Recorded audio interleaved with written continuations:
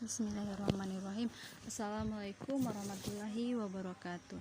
Baiklah, dengan kesempatan kali ini dan pertemuan kali ini kita akan membahas tentang muatan IPA tema 1 subtema 1 tentang tumbuhan sahabatku di halaman 5. Jadi kali ini yang saya sampaikan adalah bagian-bagian bunga, kemudian perkembangbiakan generatif dan manfaat perkembangbiakan generatif. Selanjutnya yaitu macam-macam penyerbukan.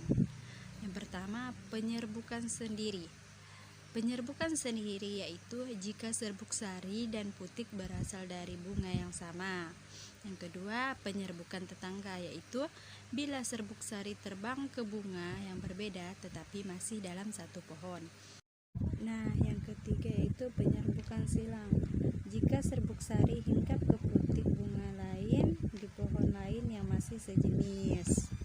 Nah, yang keempat yaitu penyerbukan bastar, yaitu penyerbukan yang terjadi jika serbuk sari jatuh di putik bunga lain dan tumbuhan yang berbeda jenis.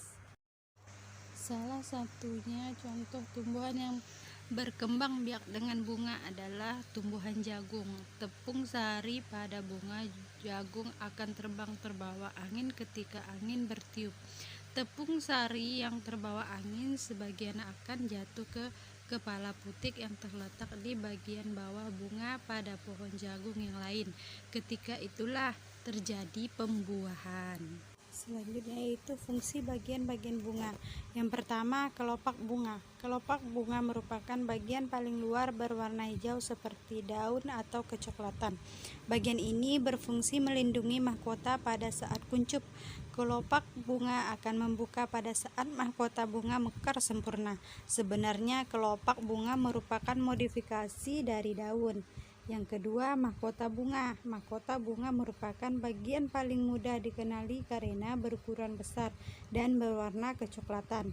Bagian ini berfungsi membantu penyerbukan bunga dengan menarik perhatian para serangga agar hinggap.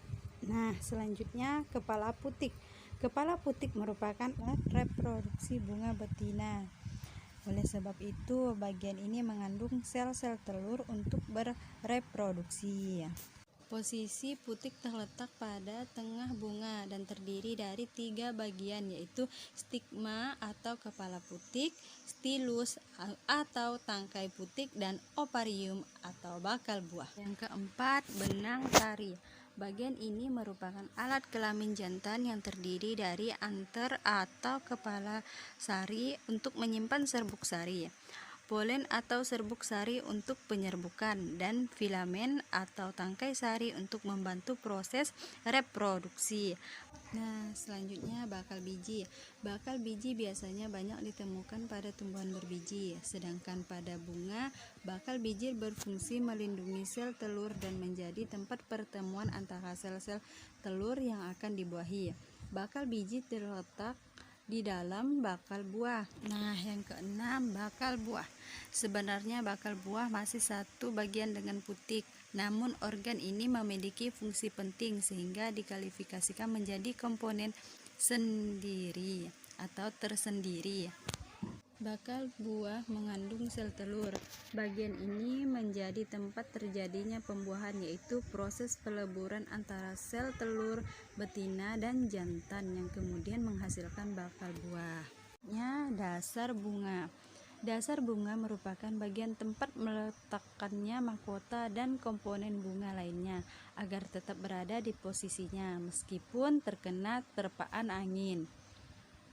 Tangkai bunga. Sama seperti dasar bunga, tangkai berfungsi penyokong dan sebagai penghubung antara bunga dan ranting. Tangkai bunga memiliki ukuran diameter yang berbeda-beda sesuai dengan jenisnya. Beberapa tangkai bunga berbentuk merambat atau majemuk. Hal ini biasanya dikondisikan sesuai dengan lingkungan hidup bunga. Nah, selanjutnya proses perkembangbiakan generatif. Perkembangbiakan diawali dengan peristiwa menempelnya serbuk sari di atas kepala putik atau penyerbukan. Yang kedua, serbuk sari yang menempel di atas kepala putik akan tumbuh buluh serbuk sari yang menuju ke ruang bakal biji. Yang ketiga, sel kelamin jantan akan turun menuju ruang bakal biji melalui buluh serbuk sari tersebut. Yang keempat, di ruang bakal biji, sel kelamin jantan akan melebur dengan sel kelamin betina atau disebut dengan ovum. Peristiwa ini disebut dengan pembuahan. Yang kelima, hasil dari pembuahan adalah zigot. Zigot akan berkembang menjadi lembaga, dan lembaga berkembang menjadi bakal biji, dan bakal biji berkembang menjadi biji dan bakal buah. Yang terakhir yaitu lembaga. Lembaga yang ada di dalam biji merupakan calon tumbuhan baru. Nah, selanjutnya manfaat perkembangbiakan generatif. Yang pertama, mempunyai sistem akar yang lebih kuat. Yang kedua, menghasilkan variasi-variasi baru. Yang ketiga, menghasilkan buah tanpa biji, memiliki kemampuan adaptasi yang tinggi. Nah, pembahasannya yaitu perkembangbiakan secara generatif adalah perkembangbiakan melalui bertemunya antara sel kelamin jantan dan sel kelamin betina.